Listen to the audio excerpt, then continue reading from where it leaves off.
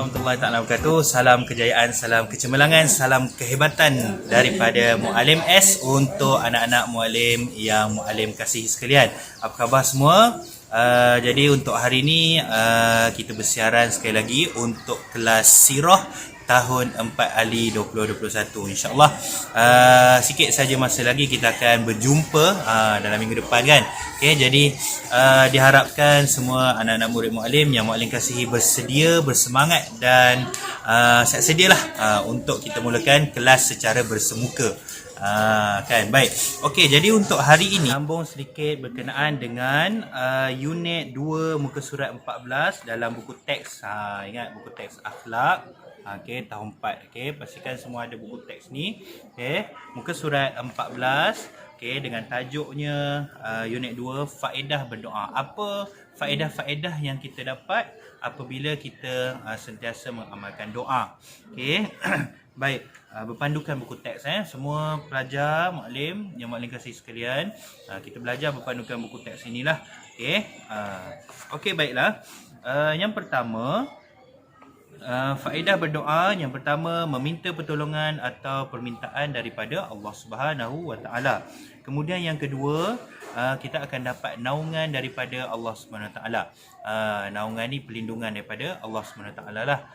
Kita mohon dengan Allah Subhanahu wa taala, okay, Allah akan memberi perlindungan kepada kita. Kemudian Allah sebenarnya sangat mengasihi orang yang sentiasa meminta padanya. Dia berbeza dengan makhluk. Dia berbeza dengan manusia. Manusia ni bila kita minta selalu, nanti orang yang kita minta tu dia akan rasa macam hari-hari minta dengan kita, setiap masa minta dengan kita, meluat pula kan. Tapi berlainan dengan Allah Subhanahu taala. Allah Subhanahu taala makin kita banyak minta, makin Allah sayang. Makin kita minta lagi Allah sayang. Kan. Jadi perlulah kita berdoa setiap masa.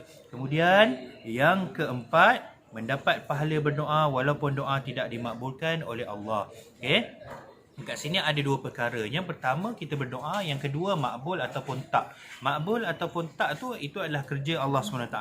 Terpulang kepada Allah sama ada Allah nak makbulkan doa kita ataupun tak makbulkan. Okay. Kerja kita ialah berdoa. Berdoa.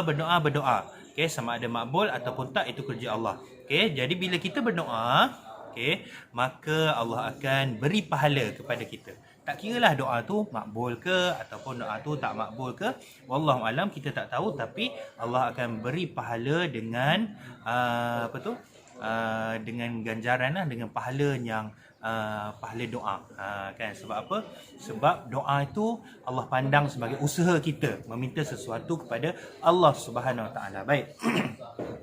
Kemudian dengan doa juga kita melindungi diri daripada bala bencana. Melindungi diri daripada bala bencana, minta pertolongan daripada Allah supaya melindungi diri kita daripada bala bencana. Okey, baik. Kemudian dengan doa juga kita boleh menolak tipu daya musuh. Okey, kita boleh menolak tipu daya musuh. Seterusnya, kita menghilangkan rasa risau. Sebab apa? Tempat bergantung kita yang paling besar sekali ialah Allah Subhanahu taala. Bila kita bergantung pada Allah Subhanahu taala, maka kerisauan kita akan hilang. Kan, sebab Allah tempat yang paling besar, tempat kita bergantung tu yang paling besar. Kan, mestilah hilang kerisauan kita sebab dia adalah kuasa yang paling berkuasa. Kalau kita bergantung pada manusia, kita risau juga. Takut-takut tempat orang yang kita bergantung tu nanti meninggal, ataupun tempat orang yang bergantung nanti berubah hati, ataupun tempat yang kita bergantung dengan orang tadi marah, tak suka kita, kan, jadi dia tak tolong kita. Jadi kita pun makin risau. Okey, jadi dengan Allah SWT lah tempat kita menghilangkan kerisauan. Seterusnya, kita akan mendapat sesuatu yang sukar untuk diperolehi. Okey, kuasa berdoa ni sebenarnya masya-Allah sangat dahsyat. Kuasa berdoa ini sangat dahsyat. Okay, sebab apa? Sebab Muallim pernah ada banyak pengalaman yang mana perkara-perkara yang terlampau susah, dahsyat, Muallim rasa macam terhimpit sangat. Tapi bila Muallim berdoa, muallim minta dengan Allah SWT. Bak kata orang hangitlah tangan, berasaplah tangan berdoa tu, nak katanya setiap masa, kan, nak mohon supaya melepaskan kesulitan yang ada pada muallim. Alhamdulillah, banyak perkara yang dapat dirungkaikan, dapat diselesaikan. Jadi begitulah keadaannya. Bila kita memohon kepada Allah Subhanahu Wa Taala, Allah akan rungkaikan satu persatu masalah kita. Mungkin secara mungkin Allah tak bagi sedebuk, tapi Allah bagi jalan-jalan untuk kita usahakan. Macam tu. Jangan kita berputus asa dengan Allah Subhanahu Wa Taala. Teruskan berdoa. Okey, baik. Kemudian yang terakhir, dengan doa kita boleh menjauhkan maksiat, kan. Mana ada orang nak buat maksiat baca doa dulu, kan. Nak mencuri, baca doa dulu. Bismillahirrahmanirrahim. Ya Allah, selamatkanlah aku daripada ditangkap orang. Aku nak mencuri ni. Mana ada? Kan, maka kita terhindar daripada maksiat dan sebagainya lah. Jadi kita mestilah sentiasa berdoa. Berdoa ni bukan, tak perlulah kita secara formal satu, dan secara tak formal doa kita lintasan dalam hati.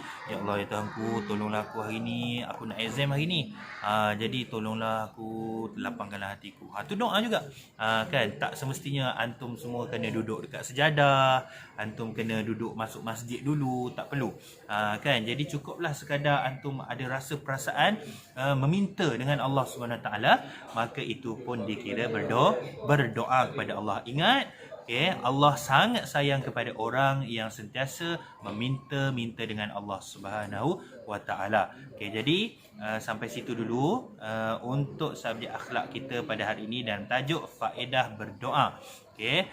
Untuk hari ini kita tak ada kerja sekolah. Antum boleh relax. Kita akan jumpa minggu hadapan. Jangan lupa pastikan apa yang muallim ajar ni, sebab nanti dalam kelas kita akan sambung terus.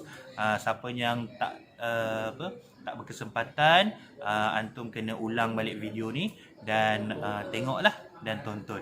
Wabihi wallahu alam. Assalamualaikum warahmatullahi taala wabarakatuh dan bye bye.